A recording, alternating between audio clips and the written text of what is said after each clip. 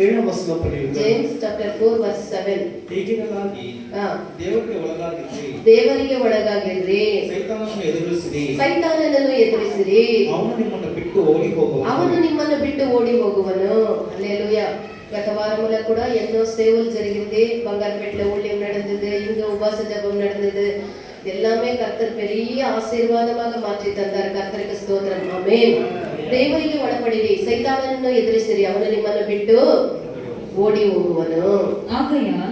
ஆகையால் தேவனுக்கு கீழ்ப்படிந்திருங்கள், தேவனுக்கு கீழ்ப்படிந்திருங்கள், பிசாசுக்கு எதிர்த்து நில்லுங்கள், பிசாசுக்கு எதிர்த்து நில்லுங்கள், அப்பொழுது அவன் உங்களை விட்டு ஓடி போவான், அப்பொழுது அவன் உங்களை விட்டு ஓடி போவான். కాబట్టి దేవునికి లోబడి ఉండుడి, దేవునికి లోబడి ఉండుడి, అపవాదిని ఎదిరించుడి, అప్పుడు వాడు మీ యొద్ద నుండి పారిపోడు. మనము దేవునికి లోబడి ఉండి అపవాదిని ఎదిరించాలి.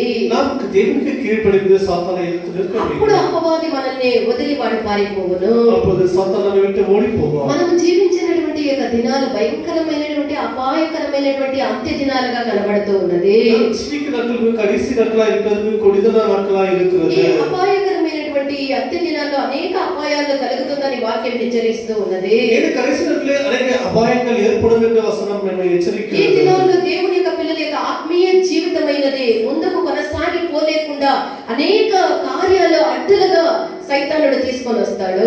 ఈ నాకలే అనేక దేవుడే అవికుల పిల్లలతోటి అవికుల జీవితలే ఉన్నది సరదపడికి పలకల తలకలే సాతాను కొండు వంద వైకిరా. పల పరీక్షలు, పల శోధనలు, పల కష్టాలు, పల బాధలు, పల రకాలైనటువంటి ఆరోగ్య సమస్యలు, ఇక ఈ విధముగా సైతానుడు తనకి తోచినట్లుగా ఒక్కొక్కరికి ఏమేమి పెడితే వాళ్ళ ఆత్మీయ జీవితంలో ముందుకు కొనసాగిపోరో అన్ని కార్యాలు వాడు పెడుతూ ఉంటాడు. ఏ విధముగా పల విధమైన శోధనలు, కష్టಗಳು, ఉపద్రవಗಳು, పోరాటಗಳು, పల విధమైన నిందలు எப்படி அவர்கள் கடைசியை வேண்டுமென்ற எல்லா விதமான வழிகளிலும் அவர் விதமாக காரியங்களை செய்து கொண்டிருக்கிறார்.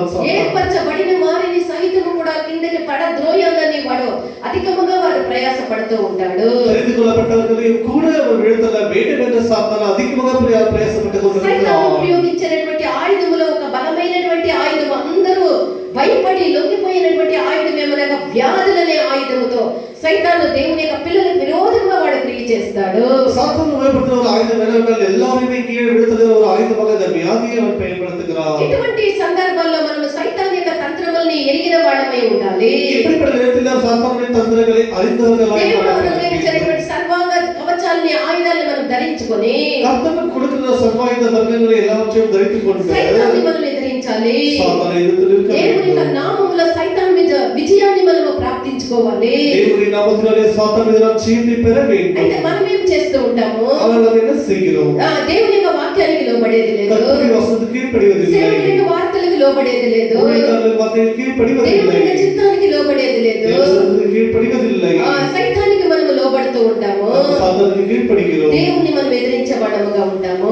దేవుని ఎదురు నిల్కొనలాయి ఇటువంటి సైతాన్ చాలా సులభముగా కొట్టి ఏమీ లేకుండా వాడు చేసి వేయను. இப்படிப்பட்ட சாத்தான் சுலபமாக அவனை அடித்து அவர் ஒன்றுமில்லாமல் செய்து விடும். మనము దేవునికి లోబడి సైతాన్ని మనం ఎదిరించేవాళ్ళమై ఉండాలి. நாம் கர்த்தருக்கு கீழ்ப்படிந்து சாத்தானை எதிர்த்து நிற்கிறவர்களாய் இருக்க வேண்டும். యోబు యొక్క జీవితంలో యోబు వచ్చినటువంటి శోధనలు అనేకములు, பாருங்கள் யோபுக்கு வந்த சோதனை பார்க்கிறவர்கள் சோதனைகள் அநேகமாக இருந்தது. బాధకరమైనటువంటి యొక్క కురుపులు తల మొదలుకొని తల నడినెత్తి నుండి అరికాలు వరకు బాధకరమైనటువంటి కురుపులతో అతడు బాధించబడే, తల నుంచి మొదలుకొంటే పాదం వరకు కూడా పల్ల విధమైన పురుకలనే அவன் அவதிப்பட்டான். ఒక వార్త కూడా దేవుణ్ణి అతను దూషించలేదు. அவனுடைய வாயினாலே கர்த்தரை தூஷிக்கவில்லை. ఎందుకు నాకు ఇది అని అడగలేదు. எதற்கு என்று அவர் கேட்கவில்லை. సహనముతో ఓపికతో కనిపెట్టుకొని ఉండే, பொறுமையோடு காத்திருந்தார். అయితే ఆ ఒక సహనముతో ఓపికతో కనిపెట్టుకొని ఉన్నటువంటి యోబు యొక్క జీవితం ఏ విధముగా ఉండే అంటే, ఆ విధంగా పొరుగోడు కాத்திருந்த యోబు జీవితం எப்படி இருந்தது? అతడు తన యొక్క శోధనలో కూడా దేవుని ఏ విధంగా అతడు చెప్తూ ఉన్నాడు అంటే, తన శోధన నేరத்திலும் கூட அவன் கர்த்தரை குறித்து எப்படி சொல்லுகிறான்? యోబు 19వ అధ్యాయం 25-26 వాక్యాలను చూడండి. యోబు 19వ అధ్యాయం 25 26 వచనాలు. యోబు 19వ అధ్యాయ 25-26 వాక్యಗಳು. ನಾನಂತೂ ನನ್ನ ವಿಮೋಚಕನು ಜೀವ ಸ್ವರೂಪನೆಂದು ಬಲ್ಲೆನು. ನನ್ನ ವಿಮೋಚಕನು ಜೀವ ಸ್ವರೂಪನೆಂದು ನಾನು ಬಲ್ಲೆನು. ಆತನ ಕಡೆಗೆ ಧೂಳಿನ ಮೇಲೆ ಸಾಕ್ಷಿಯಾಗಿ ನಿಂತುಕೊಳ್ಳುವನು. ಹಲ್ಲೆಲೂಯಾ. ನನ್ನ ವಿಮೋಚಕನನ್ನು ನಾನು ಬಲ್ಲೆನು. ನನ್ನ ವಿಮೋಚಕನು ಎಲ್ಲದರಲ್ಲಿ ನನ್ನನ್ನು ಬಿಡುಗಡೆ ಮಾಡುವಂತಹ ವಿಮೋಚಕನೆಂದು ನಾನು ಬಲ್ಲೆನು ಎಂದು ದೇವರನ್ನು ಅರಿತವನಾಗಿ, ದೇವರನ್ನು ಬಲ್ಲವನಾಗಿ ಹೇಳ್ತಾ ಇದ್ದಾರೆ. ತನ್ನ ಶೋಧನೆಗಳಲ್ಲಿ, ತನ್ನ ಬಾಧೆಗಳಲ್ಲಿ, ಕೈ ಬಿಡಲ್ಪಟ್ಟಂತಹ ಪರಿಸ್ಥಿತಿಯಲ್ಲಿ, ಎಲ್ಲ ವಿಪರೀತವಾದಂತಹ ಪರಿಸ್ಥಿತಿಗಳಲ್ಲಿ ಯೋಬನು ದೇವರ ಮೇಲೆ ಇಟ್ಟಂತಹ ವಿಶ್ವಾಸ ಇಷ್ಟು ದೊಡ್ಡದಾಗಿದೆ. பாருங்கள், யோபு தனது சோதனையிலே கஷ்டத்திலே உபத்திரவங்கள தேவனை மறக்காமல் தேவனை அறிந்திருக்கிறார் என்பதை அவர் அறிக்கை பண்ணுகிறார். ఈ విధముగానే సైతాన్ని, అపవాది అయినటువంటి సైతాన్ని అతను జయించే. இப்படி தான் அவன் சாத்தானை ஜெயித்திருக்கிறார். ఆఖరికి యోబుకి ఏమి కలిగే? பிறகு யோபுக்கு என்ன ஆனது? ఆశీర్వాదమును యోబు పొందుకొనే. யோபு எதையெல்லாம் எழுந்து போனாரோ அதையெல்லாம் இரண்டு மடங்காக திருப்பி பெற்றுக்கொண்டார். ఓపికతో ఉండేటువంటి యోబు రెండంతల ఆశీర్వాదముని పొందుకొనే. பொறுமையோடு காத்திருந்த யோபுக்கு எல்லாமே இரண்டத்தனை பெற்றுக்கொண்டார். కొత్త నిబంధనలో పరిశుద్ధ పౌలు గురించి మనం చూసినట్లయితే, புதிய உடன்படிக்கை காலத்திலே பரிசுத்த பவுலை குறித்து பார்க்கும்போது గలాతీయులు 4వ అధ్యాయం 14వ వాక్యాన్ని చదవండి. గలాతీయర్ 4వ అధ్యాయం 14వ వచనం படிப்போமாக. అప్పుడు నా శరీరములో నా శరీరములో మీకు శోధనగా ఉండిన దాన్ని బట్టి శోధనగా ఉండిన దానిని బట్టి నన్ను మీరు తృణీకరింపలేదు. తృణీకరింపనైనా లేదు గాని దేవుని దూతల వలెను క్రీస్తు యేసున వలన నన్ను అంగీకరించితిరి. దేవుని దూత వలె నన్ను అంగీకరించితిరి. నా బలహీనతలో మీరు నన్ను తృణీకరించగా నన్ను అంగీకరిస్తే అనగా పౌలు యొక్క జీవితంలో కూడా ఒక బలహీనత ఉన్నట్లుగా మనం ఇక్కడ చూస్తూ ఉన్నాము. அப்படி இந்த பவுல் ஜீவிதத்தில் கூட ஒரு பலவீனம் இருப்பதை நாம் பார்க்கிறோம். 2 కొరింథీయుల 12వ అధ్యాయం 7వ వాక్యాన్ని చదవండి. 2 కొరింథీయుల 12వ అధ్యాయం 7వ వచనం படியுங்கள். ಈ ಕಾರಣದಿಂದಲೂ ನನಗೆ ತಿಳಿಸಲ್ಪಟ್ಟ ರಹಸ್ಯಗಳು ಬಹು ವಿಶೇಷವಾಗಿರುವುದರಿಂದಲೂ ನಾನು ಹೊಗಳಿಕೊಳ್ಳದೆ ಸುಮ್ಮನಿರುತ್ತೇನೆ. ನಾನು ಹೊಗಳಿಕೊಳ್ಳದೆ ನಾನು ಸುಮ್ಮನಿರುತ್ತೇನೆ. ನಾನು ನನ್ನನ್ನು ಅತಿಶಯವಾಗಿ ಹೆಚ್ಚಿಸಿಕೊಳ್ಳಬಾರದೆಂದು ಒಂದು ಶೂಲ ನನ್ನ ಶರೀರದಲ್ಲಿ ನಾಟಲ್ಪಟ್ಟು ನಾಟಿದೆಯೋ ಎಂಬಂತೆ ನಾಟಲ್ಪಟ್ಟಿದೆಯೋ ಎಂಬಂತೆ ನನ್ನನ್ನು ಗುದ್ದುವುದಕ್ಕೆ ಸೈತಾನನ ದೂತರಲ್ಲಿ ಒಬ್ಬನು ನನ್ನ ಬಳಿಗೆ ಕಳುಹಿಸಲ್ಪಟ್ಟನು. నన్ను నలుగుకొట్టుటకు సైతాన్ యొక్క దూతలో ఒకడు నాతో పంపించి నా శరీరంలో ఒక బాణము గుచ్చినంతగా నా యొక్క శరీరము నలగొట్టబడుతూ ఉన్నది. ఎందుకనగా నేను హెచ్చిపోకుండా, నేను అతిశయించబడకుండా నన్ను నలగొట్టుటకు సైతాన్ ఒక దూతని నాకు పంపించేదని చెప్తూ ఉన్నాడు. வெளிப்படுத்தப்பட்ட எல்லா மேன்மை நிமித்தமாக மேன்மை பாராட்டாத படிக்கு கர்த்தர் எனக்கு ஒரு முல்லை வைத்திருக்கிறார். இப்படி அந்த பலவீனமானது என்னை கொட்டுகிற ஒரு சாத்தானா இருக்குது என்று பரிசுத்த பவுல் சொல்லுகிறார். నేను ఏమై ఉన్నానో అది దేవుని యొక్క కృప మాత్రమే. కాబట్టి నేను అతిశయించకుండా నా యొక్క శరీరంలో ఒక ముళ్ళు గుచ్చబడి ఉన్నది, ముళ్ళు ఇవ్వబడి ఉన్నదని దేవుడు పౌలు చెప్తూ ఉన్నాడు. என்னமோ இருக்கிறது எல்லாமே கர்த்தருடைய கிருபையா இருக்கிறது, கர்த்தரா இருக்கிறார். ஆகிய நான் என்னை உயர்த்தாதபடிக்கு கர்த்தர் கொடுத்த பலவீனங்களை அவர் சொல்லுகிறார். ఒకవేళ ఇలాంటి పరిస్థితి విశ్వాసులైనటువంటి మనకు కలిగినట్లయితే, ஒருவேளை இப்படிப்பட்ட நிலைமை விசுவாசிகளுக்கு நமக்கு మనం చెప్పగలుగుతూ ఉన్నామా? பவுலை போல சொல்ல முடியுமா? విశ్వాసాన్ని వదిలి విశ్వాసத்தை విட்டு మన విడుదల కొరకు, మన శరీరంలో ఉండేటువంటి ఆ బలహీనత యొక్క విడుదల కొరకు పల మార్గాన్ని వెంటాడి మనం పోతూ ఉంటాము. బలహీనతக்காக విడుదలైக்காக పల இடங்களை தேடி போய் கொண்டிருப்போம். అనేక మార్గాల్ని మనం వెతికి చివరికి పల இடங்களை పల వழிகளை தேடி கடைசியாக విడుదల నొందక పూర్ణ విడుదల పెరగము కష్టపడి సరిగైనటువంటి వాళ్ళుగా కనపడుతూ ఉంటాము. మాంసத்தில் కష్టపడ్డ విడుదల పెరగాలని మిகவும் అమితమైన వేదనపడుతూ ఉంటాము. పౌలు గురించి మనం చూస్తే పరిశుద్ధ పౌలు గురించి பார்க்கிறோம். ఆ యొక్క బలహీనత తన యొద్ద నుండి పోవలేనని, తీసివేయబడాలని ముమ్మారు దేవుని ప్రభువుని వేడుకొనే அவருடைய பலவீனம் நீக்கப்படும்படியாக 3 முறை கர்த்தரிடத்தில் ஜெபம் பண்ணி இருக்கிறார். వెంటనే దేవుడు పౌలుకు స్వస్థత ఇవ్వకుండా, ஜெபத்தை தேவனானவர் கேட்டு அவர் உடனே சுகத்தை கொடுக்காமல், స్వస్థతని అనుగ్రహించి ఉన్నాను పౌలు అని చెప్పక, உனக்கு சுகத்தை கொடுத்து விட்டேன் என்று தேவனானவர் சொல்லாமல் ఏమంటూ ఉన్నాడు? அதற்கு மாறாக அவர் என்ன నా కృప சொல்கிறார்? నీకు చాలు, என் கிருபை உனக்கு బలహీనతలందు నా శక్తి నీకు పరిపూర్ణమగుచు ఉన్నది అని చెప్పే, உன்னுடைய பலவீனத்திலே என்னை பரிபூர்ணமாய் விளக்கும் ఈ என்று బలహీనతను சொல்கிறார். బట్టి నువ్వు నన్ను అడుగుతూ ఉన్నావు. உன்னுடைய பலவீனத்தை குறித்து என்னை ఈ கேட்கிறாய். బలహీనతల గురించి నువ్వు తట్టుకునేదానికి నా కృప నీకు చాలు, నీ బలహీనత ఎందు నా శక్తి నీకు పూర్ణమగుచు ఉన్నది అని చెప్పే, உன்னுடைய பலவீனத்தை தகவல்படிக்க என்னை பலன் இருக்கிறது அவருக்கு அதுவே போதும் என்று கர்த்தர் சொல்லி இருக்கிறார். తన బలహీనత సమయంలో పౌలు దేవుని యొక్క కృప యందు బహుగా ఆనందించే, அப்படிப்பட்ட பலவீனத்தை நேரத்திலே கர்த்தருடைய கிருபையிலே பலத்திலே மிகவும் சந்தோஷப்பட்டிருக்கிறார். తన శరీరంలో గొప్ప శక్తిని పొందుకొనే அது நிமித்தமாக பெரிய பலனை தரித்துக் ఆ கொண்டிருக்கிறார். శక్తి ద్వారా అపవాదైనటువంటి సైతాన్ని పౌలు బలముగా ఎదిరించే, பலத்தின் மூலமாக சாத்தானை பலமாக எதிர்த்து நின்று இருக்கிறார். ఎదిరించి బలమైనటువంటి ఒక జయాన్ని, ఒక విజయాన్ని సైతాన్ మీద పొందుకొనే அவர் సాతాனை ఎదిర్த்து నిன்று ஒரு பலமான ஜெயத்தை பெற்று இருக்கிறார். జయాన్ని పొందినటువంటి పౌలు ఏమంటూ ఉన్నాడు? இப்படியாக ஜெயத்தை பெற்ற பரிசுத்த பவுல் దేవుని యొక్క కృప అంటూ ఉన్నాడు. என்னவா இருக்கிறது எல்லாமே கர்த்தருடைய கிருபை என்று ఇప్పుడు சொல்கிறார். నేను ఏమై ఉన్నానో అదంతా కూడా దేవుని యొక్క కృప మాత్రమే అని చెప్తూ ఉన్నాడు. இப்பொழுது நான் என்னவென்று எல்லாமே கர்த்தருடைய கிருபையாக இருக்கிறது என்று தான் దేవుని యొక్క కృప சொல்லியிருக்கிறார். తప్పనించి వేరేది కాదని చెప్పే கர்த்தருடைய கிருபை இல்லாமல் வேறு எதுவும் இல்லை என்று మన యొక్క சொல்லியிருக்கிறார். దేవుడు సర్వ రోగ నివారణి అయి ఉన్నాడు. பாருங்கள், எல்லா நோய்களுக்கும் கர்த்தரே நல்ல ఔషధமாக మన இருக்கிறார். దేవునికి సమస్తమని స్వస్థతని అనుగ్రహించడానికి ఆయనకి సాధ్యమే. சகலமும் சொந்த கொடுக்கப்படுகிற நம்முடைய தேவனால முடியும் தான். ఆయన ఎందు మనం ఆనందించే అపవాదిని మనం ఎదిరించుటకు அவருக்குள்ள கலிக்குள்ள சாத்தனை எதிர்த்து దేవుని యొక్క కృపని நிற்கிறார். మనం మెండుగా పొందుకోవాలి. அவருடைய கிருபை நிறைவாய் பெற்றுக்கொள்ள ఏ విధంగా வேண்டும். దేవుని యొక్క కృపని మనం పొందుకొనుట கர்த்தருடைய கிருபை எப்படி நாம் గత కాలంలో பெற்றுக்கொள்வது? ఇవన్నీ కూడా మనం వినినటువంటిదే. கடந்த வாரத்தில் எல்லாரும் கொஞ்சம் கேட்டு இருக்கிறோம் தான். అందుకే నేను స్పీడ్ గా పోతూ ఉన్నాను. దేవుని యొక్క వాక్యము ద్వారా సైతాన్ అనేటువంటి అపవాదిని మనం ఎదిరించాలి.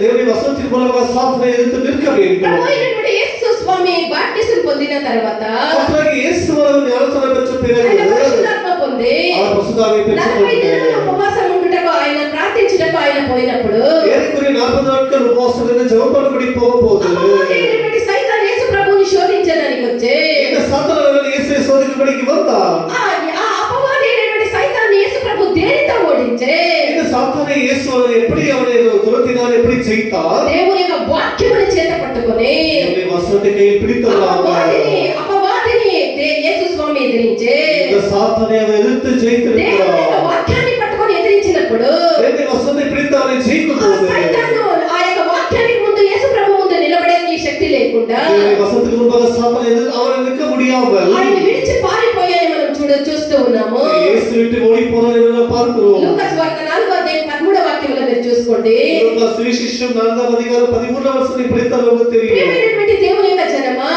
பிரியமான தேவனுடைய ஜனம், వ్యాధుల ద్వారా అపవాది అయినటువంటి సైతాన్ని మనము విశ్వాసము ద్వారా మన వ్యాధుల ద్వారా బాధపడినటువంటి మనము విశ్వాసము ద్వారా అపవాదిని మనం ఎదిరించుటకు இந்த வியாதிகளை துக்கப்படுறது கவலைப்படுகிறார்கள் பலனமாக இருக்க நாம் இந்த வசனத்தின் மூலமாக சாதனை எதிர்த்து ఎప్పుడైతే యేసు ప్రభు వాక్యం అనేటువంటి ఖడ్గాన్ని పట్టుకొని ఈ సైతాన్ని ఎదిరించినో எப்படி இயேசுவானவர் வசனம் என்கிற கத்தியை பிடித்துக்கொண்ட சாத்தானை எதிர்த்தாரோ ఒక కష్టకరమైనటువంటి పరిస్థితుల్లో వాక్యాన్ని దేవుని యొక్క వాక్యమైన ఖడ్గాన్ని పట్టుకొని అపవాది అయినటువంటి సైతాన్ని మనం ఎదిరించాలి.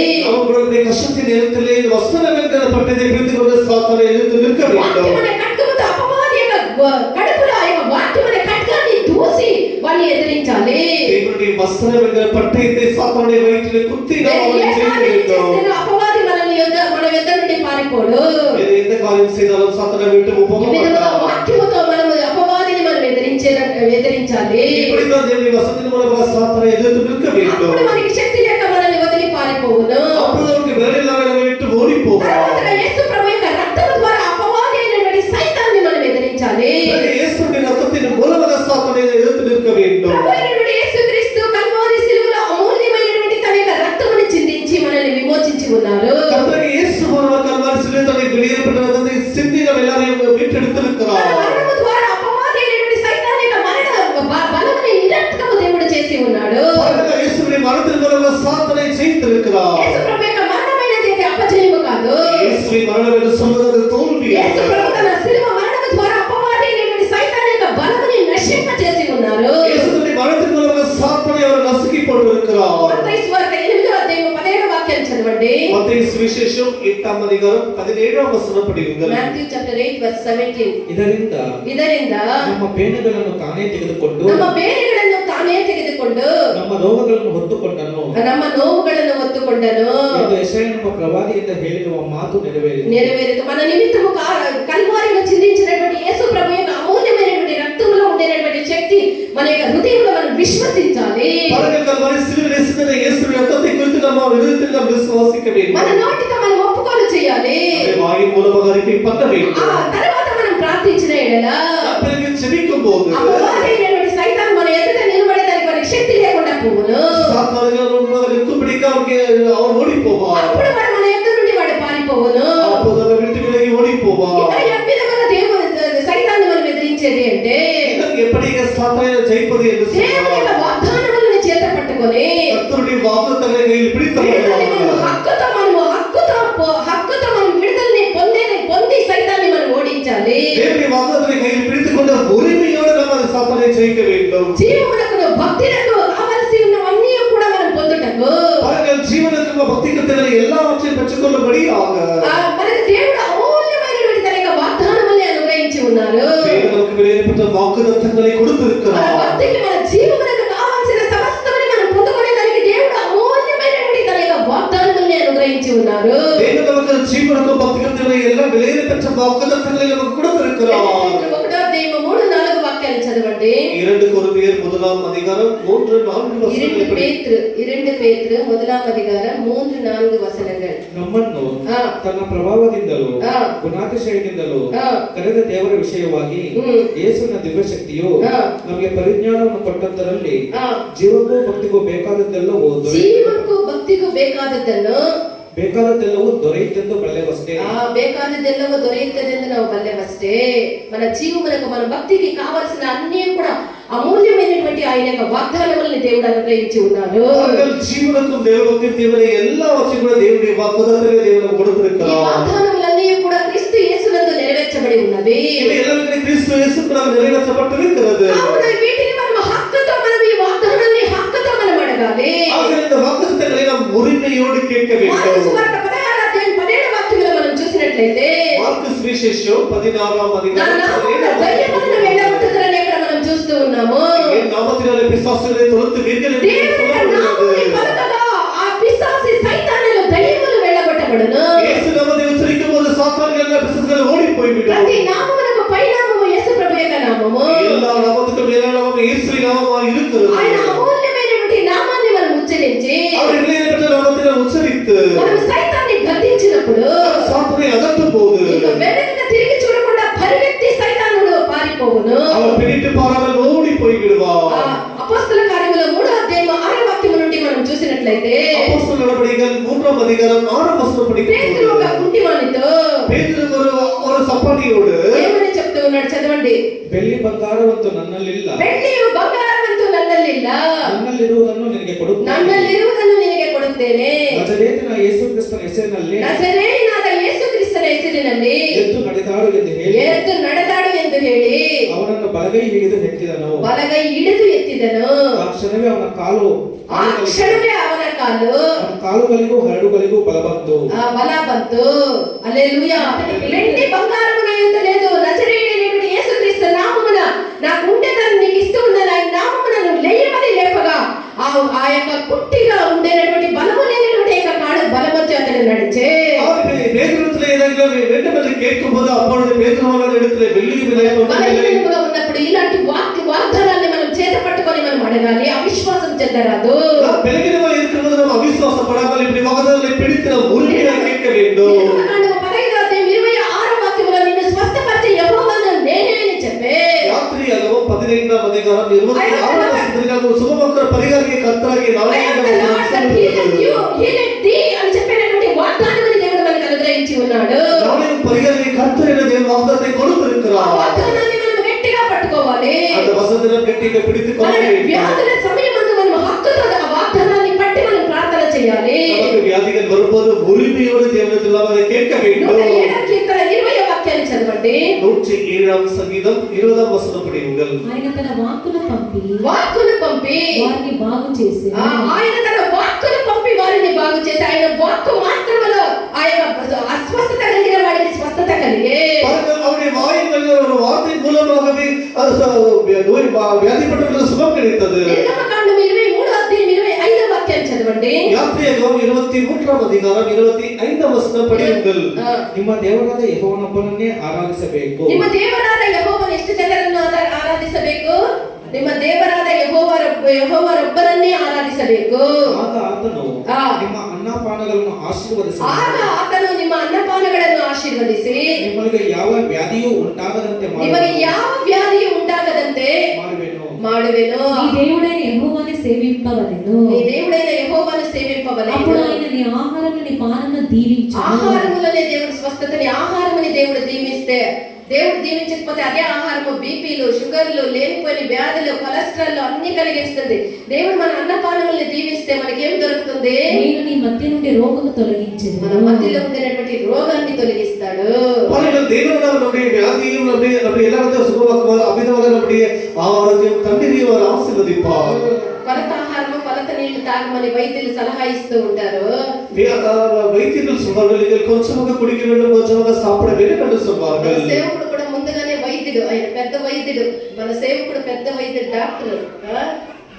డాక్టర్ ప్రకాష్ గారు. అనేకులు అనేది ఎక్కడ అంటే మెడికల్ కాలేజ్ ఇంకా డిశ్చార్జ్ అయ్యి జీసస్ అక్కడ ఒక డాక్టర్ ఉన్నాడు పోండి, ఆయన మీకు పాస్టర్ అనేది వాళ్ళకి తెలియకుండా డాక్టర్ ఉన్నాడు పోండి, బెంగళూరు మెడికల్ కాలేజ్ నుండి బెంగళూరుకి ఎత్తుకొని పోయేదానికి బెంగళూరుకి ఎత్తేసి, ఇవన్నీ చెప్తే వికల్పముగా ఉంటుంది, అయితే జరిగినటువంటి సత్యాలు. అప్పుడు இங்க முடியாது, இங்க மெடிக்கல் காலேஜ்ல இருந்து பெங்களூர் கூட்டிட்டு போங்கன்னு சொன்னா அங்க யாரா சொன்னாங்களா, இங்க காரை எப்படி திருப்புங்க, கேஜப்ல ஒரு டாக்டர் இருக்கிறாங்க, அந்த டாக்டர் கிட்ட பிரகாஷ் டாக்டர் அவர்கிட்ட போனா நல்லா ஆயிடும். கேஜப்ல இருந்து ரெஃபர் கோலார் கொடுக்குறாங்க, கோலார்ல இருந்து ரெஃபர் பெங்களூர் கொடுக்குறாங்க. அந்த சின்ன கேஜப் பட்டணத்துல எந்த டாக்டர் இருக்கிறாங்கன்னு சொல்லி சரி பார்க்கலாமே, அவ்வளவு தூரம் பெங்களூர் போறதை விட கேஜப் கிட்ட பக்கமாவே இருக்குது, அந்த டாக்டர் கிட்ட போனா எப்படிப்பட்ட வியாதியும் நல்லா ஆயிடும்னு சொல்லி சொல்றாங்களேன்னு சொல்லி திருப்பின்னு வந்தாங்க. 12 மணி ராவு வரும்போது ஒரு 10-12 பேர் 2 கார்கள்ல அந்த அம்மாவை தூக்கின்னு வந்தாங்க. அந்த ரேணுகம்மா சிஸ்டர், காళహస్తిపురం ரேணுகம்மா சிஸ்டர் సావు నిలమీలో இருக்கிறாங்க, ఉయిర్ పోற నిలమే.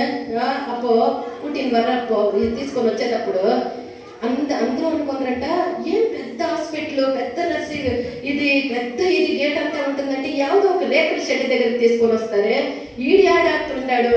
సరే ఉండొచ్చు డాక్టర్ కోటు షూట్ వేసుకొని ఏప్రాన్ వేసుకొని వస్తాడని చూస్తే ఒక సాధారణమైనటువంటి ఒక బనీను, సాధారణమైనటువంటి ఒక లుంగి కట్టుకొని మధ్యరాత్రిలో వచ్చి, ఎవరు వ్యాధిగ్రస్తులు వచ్చినా మాకు తప్పింది లేదు దెబ్బలు, లేండి సైతాన్లారా నిద్రపోతారా, వాళ్ళ బాధల్లో ఉంటే మీకు నిద్ర వస్తుందని మమ్మల్ని వైరెత్తిండాడంటే నిద్ర ఎక్కడికి పోతుందో, ఆహారం ఎక్కడికి పోతుందో అప్పుడే అట్లా పండుకొని ఉంటాం. ఎవరైనా వ్యాధి అనేప్పటికీ మాకు నిద్ర ఉండదు, ఇంకేముండదు, లేచి స్తోత్రాలు చేస్తూ ఉండాలి. నేను ఏడ్చుకునే చేసేది, ఆసక్తిగా దేవుని మీద ఆసక్తిగా చేసేదే. అయ్యో నా నిద్ర లేదే, ఇంకా తీస్తా ఉండారే, నాకు ఇంత బాధే అని ఏడ్చేది. అయితే పాపం సేవకులు మాత్రము ఉన్నటువంటి సేవకురాంటి సిస్టర్లో ఏ ఒక్క గొణగకుండా సనగకుండా స్తోత్రాలు చేసేది. అట్లా తీసుకొని వచ్చిన మనిషిని అందరూ అద్దరంటారు, ఎలా பைத்தியக்காரங்களா இருக்கிறாங்களே, பெங்களூர் கூட்டிட்டு போயிருந்தா உயிரெல்லாம் பொடிச்சிருக்கோம், இங்க உயிர் எடுக்கிறதுக்கு இங்க வந்திருக்கிறாரு, இவரு பார்த்தா இப்படி வந்து இருக்கிறாரு, இது பார்த்தா இந்த ஷெட்டா இருக்குது, என்ன வியாதி கிடைக்கும், இந்த அம்மா அவ்வளோ பொண்ணமா தான் தூக்கிட்டு போனோம், எல்லாம் ஃபோன் பண்ணுங்கடா, பந்தல் போடுங்க, நாளைக்கு எல்லாம் ಬಿದಿರು ಮೋಟ್ರ್ ಟೂರ್ ಆಗುತ್ತೆ, ಎಲ್ಲ ಹಾಕ್ರಿ, ಎಲ್ಲ ಮಾಡಬೇಕು ಅಂತ ಹೇಳಿದ್ರಂತೆ. వచ్చినోడు సైతాన్ అది జుట్టు పట్టుకొని ఒకే ఇచ్చేస్తే ఈయనేమి ఇట్లా చేస్తా ఉంటాడని అందరూ ఆశ్చర్యంగా ఉంటారు. ప్రార్థన చేసి 3 సార్లు ప్రార్థన చేసి అందరూ స్తోత్రం చేసిన వెంటనే లేచి స్తోత్రం చేస్తా ఉంది. ఆశ్చర్యపడిపోయి హల్లెలూయా హల్లెలూయా హల్లెలూయా. నిజంగా జరిగినటువంటి సంఘటన పాతోడు మనందరికీ తెలుసు. ఆమె బాగుపడి ఇప్పటికి కూడా జీవముతో ఉంది. హల్లెలూయా. విశ్వాసముతో దేవుని యొక్క నామములో మనం ఏం అడుగుతామో మన దేవుడు మనకు చేసినటువంటి దేవుడై ఉన్నాడు.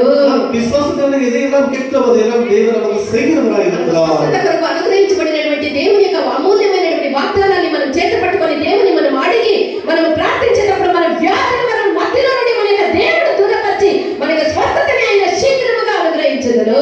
விசுவாசத்தோட தேவனுடைய உரிமையோட தேவனுடைய வசனத்தை வைத்து கேட்கும்போது நிச்சயமாக தேவன் நம்முடைய வியாதிகளை தூரமாக செய்கிற தேவனாய் இருக்கிறார். చెప్పిన మాటని తప్పనటువంటి దేవుడు మన యొక్క దేవుడు. அவர் சொன்ன வார்த்தையிலே தவறாத தேவனாய் இருக்கிறார். ఆయన సత్యవాక్కుల సంపన్నుడై ఉన్నాడు. அவர் సత్య వచనத்திலே పరిపూర్ణమాయి இருக்கிறார். వాగ్దానం చేసిన దాన్ని నెరవేర్చుటకు ఆయన నమ్మకమైనటువంటి దేవుడై ఉన్నాడు. அவர் వాగ్దానం சொன்னதிலே நிறைவேற்றுவதிலே உண்மையுள்ள தேவனாய் இருக்கிறాர். వాగ్దానాన్ని మనం ఉచ్చరించేటప్పుడు అది సైతాను మీద మనం విసిరినటువంటి బాణములుగా పోయి దానికి దూసుకొనను.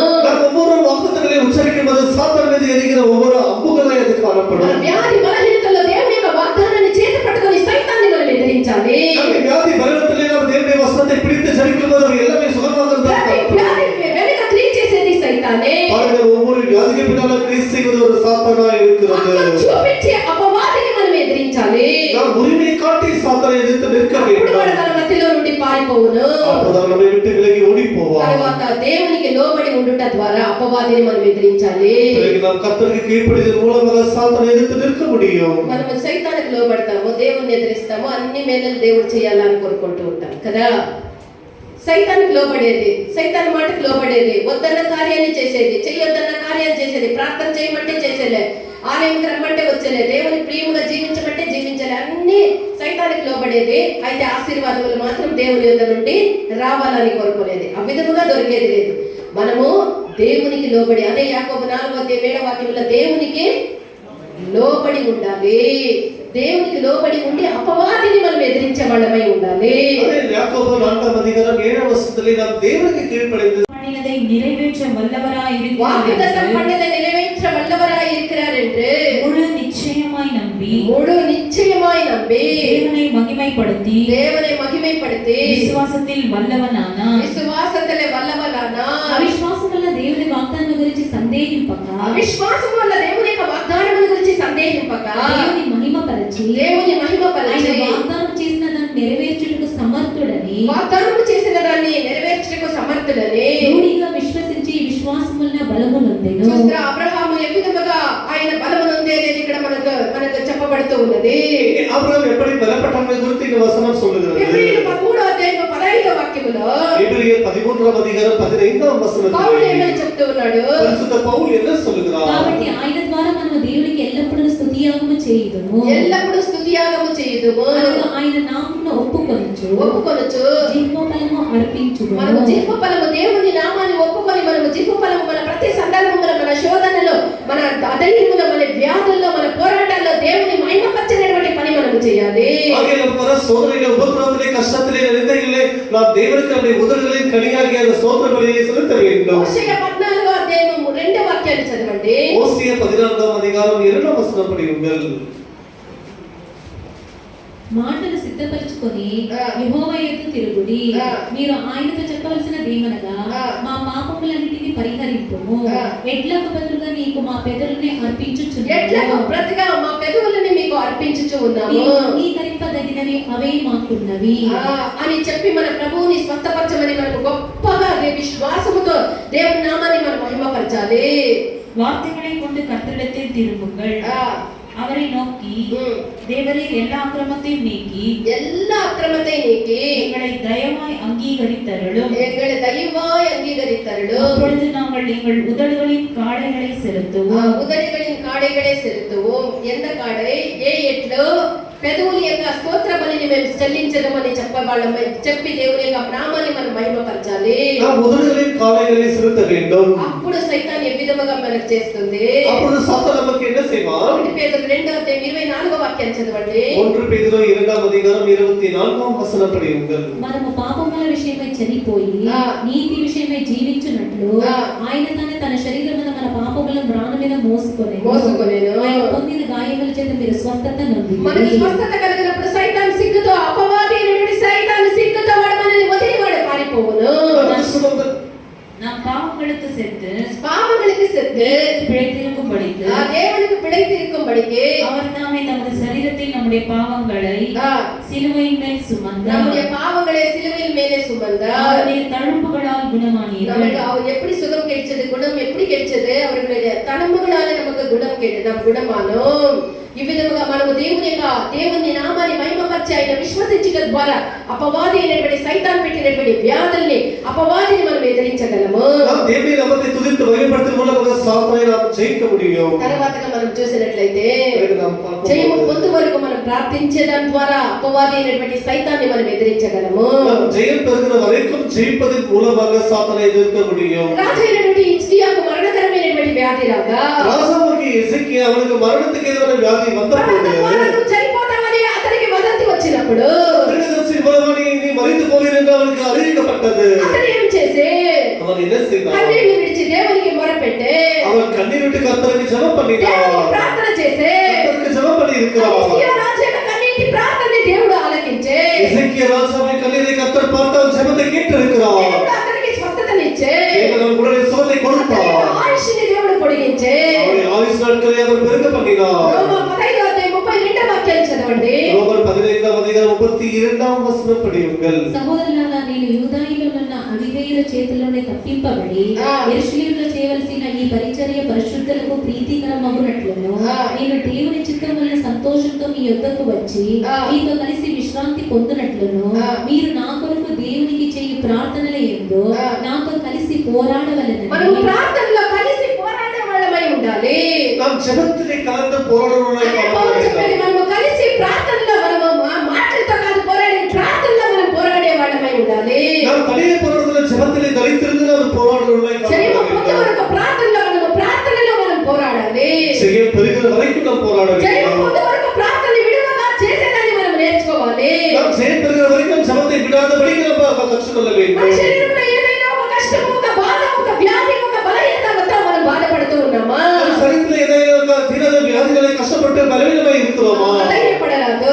நாம் விதமாக దేవుని கவலைப்பட చిత్తము లేకుండా ఏది మనకు జరగదన్న విశ్వాసం మనం కలిగి ఉండాలి.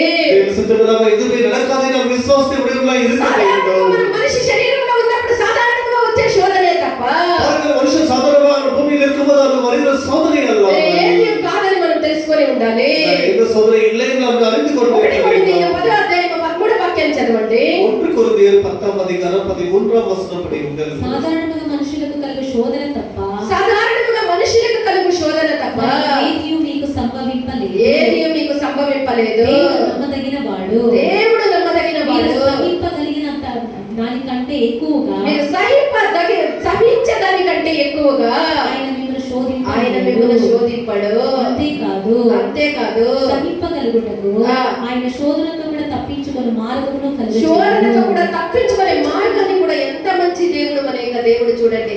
மனுஷருக்கு நேரிடுகிற சோதனையே அல்லாமல் மனுஷர்களுக்கு நேரிடுகிற சோதனையே அல்லாமல் வேறே சோதனை உங்களுக்கு நேரிடவில்லை. வேறே சோதனை உங்களுக்கு நேரிடவில்லை. தேவன் உண்மையுள்ளவராய் இருக்கிறார். தேவன் உண்மையுள்ளவராய் இருக்கிறார். திராணிக்கு மேலாக நீங்கள் சோதிக்கப்படுவதற்கு திராணிக்கு மேலாக நீங்க சோதிக்கப்படுவதற்கு அவர் இடம் கொடாமல் சோதனையை தாங்கத்தக்கதான சோதனையோடு கூட அதற்கு தப்பித்துக் கொள்ளும்படியான போக்கையும் உண்டாக்குவார். ಕನ್ನಡದಲ್ಲಿ ಮನುಷ್ಯರು ಸಹಿಸಬಹುದಾದ ಶೋಧನೆಯೇ ಹೊರತು ಮನುಷ್ಯರು ಸಹಿಸಬಹುದಾದ ಶೋಧನೆಯೇ ಹೊರತು ಬೇರೆ ಯಾವುದೂ ನಿಮಗೆ ಬೇರೆ ಸಂಭವಿಸಲಿಲ್ಲ. ಯಾವುದು ನಿಮಗೆ ಸಂಭವಿಸದು. ದೇವರು ನಂಬಿಗಸ್ತನು. ದೇವರು ನಂಬಿಗಸ್ತರು. ನಿಮ್ಮ ಶಕ್ತಿಯನ್ನು ಮೀರುವ ಶೋಧನೆಯನ್ನು ನಮಗೆ ಶಕ್ತಿಗೆ ಮೀರುವಂತಹ ಶೋಧನೆಯನ್ನು ನಿಮಗೆ ಬರಗೊಡಿಸದೆ ನೀವು ಅದನ್ನು ಸಹಿಸುವುದಕ್ಕೆ ಶಕ್ತರಾಗುವಂತೆ ಶೋಧನೆಯಾಗುತ್ತಲೇ ತಪ್ಪಿಸಿಕೊಳ್ಳುವ మార్గವನ್ನು సిద్ధ ಮಾಡುವನು.